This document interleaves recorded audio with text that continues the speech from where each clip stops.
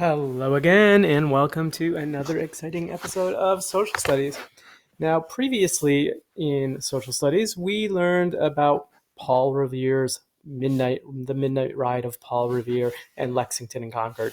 Now, I'm going to try to keep this one pretty short, but I want you to be able to have the information that you need to complete the final two creative notes. So, we are on these notes right here. You should have filled in up to Lexington and Concord, but not this part yet. And all we're going to do today is a little bit here so you can know what the olive branch petition is, etc. So after Lexington and Concord, which took place on the 19th of April in 1775, when the British troops marched on Lexington and then Concord, but got turned back and had to walk back to Boston. That the war had begun. That's why it's called the Shah Heard Round the World. These are the notes. If you didn't fill them in for the first part of this, they should match up. You should be able to handle that. And then the colonists' reaction. We left off at that part. Colonists' reaction is that thousands of colonists join militias. Many more start to join militias. And just a few weeks later, there's going to be something happens up here. So just so you know, this area is New York State. Hopefully you know that. Here's the Hudson River. Over here is the St. Lawrence River. And this is Vermont. If you're following the red dot here, that is Vermont. Vermont was not one of the 13 colonies. Vermont was mostly wilderness, and it was claimed by both New York and New Hampshire here. And like I said, mostly wilderness. Now, the Adirondack Mountains are here, but the Appalachians, which the Adirondacks are part of the Appalachians, they go through this area. And in Vermont, they're called the Green Mountains. So what does this have to do with anything? Remember the Green Mountains. We're getting there. So up there is a fort called Fort Ticonderoga. This is Lake Champlain and Lake George. Right there on the edge in between is Fort Ticonderoga. This was a fort that was built during the French and Indian War. Anyways, by this point, the British really didn't have a lot of use for it, but they had a few, like literally just a couple, like a handful of soldiers there just to keep the fort in business, basically. They really didn't have much protection or anything. Just a few weeks after Lexington and Concord, there's a lot of excitement in the colonies. Up here in one of the small towns in this wilderness of Vermont, there is a militia. They call themselves the Green Mountain Boys, and they are led by a man named Ethan Allen. And Ethan Allen and the Green Mountain Boys decide they're going to do their part in this war by attacking Fort Ticonderoga.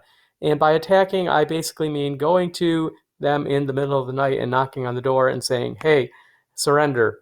And the people who are minding the fort say, well, according to this, they say, by what authority? And they say, the Great Jehovah and the Continental Congress. And basically, these people the British soldiers there don't want to get themselves killed over an empty fort that really doesn't have any people there. So they surrender it. Now, why did they want this fort? It's out in the middle of nowhere at that point. Well, the reason is because they had cannons there. Now, remember, the militias in Massachusetts, they don't really have many weapons. They don't have any money. They don't have much. And they got this idea that, oh, there's cannons here. We could capture them. So they capture the fort. It's surrendered without a fight by the British. Eventually, the British will get it back. But in the meantime, we will see what's going to end up happening is these cannons, and we'll talk about this at a later date, these cannons are going to be dragged to Boston. All right, but that's coming later. Let's go colonist reaction. To fill in the notes here, after Lexington and Concord, this is the bottom of that panel. Thousands more join militias. I had underlined join militias. Ethan Allen and the Green Mountain Boys capture Fort Ticonderoga only weeks after Lexington Concord. Now, moving on to Philadelphia and the Second Continental Congress in Independence Hall in Philadelphia, which we'll talk about more. But the Second Continental Congress, John Adams is there again. The first one, John found pretty disappointing, but he is representing Massachusetts again at the second one. And this is the room where it happened. The room where it happened. This is the this is where the Continental Congress met in Philadelphia.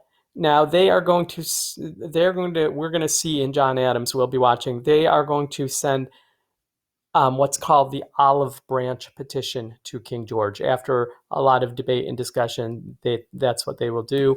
And FYI, here's John Adams's signature right down here. He had neat handwriting, didn't he?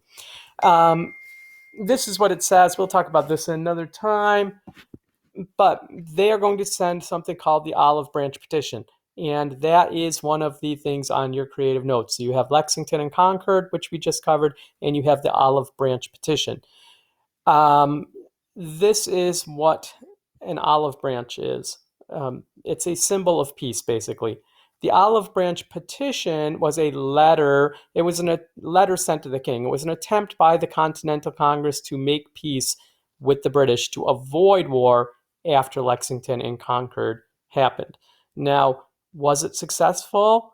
How did the king respond?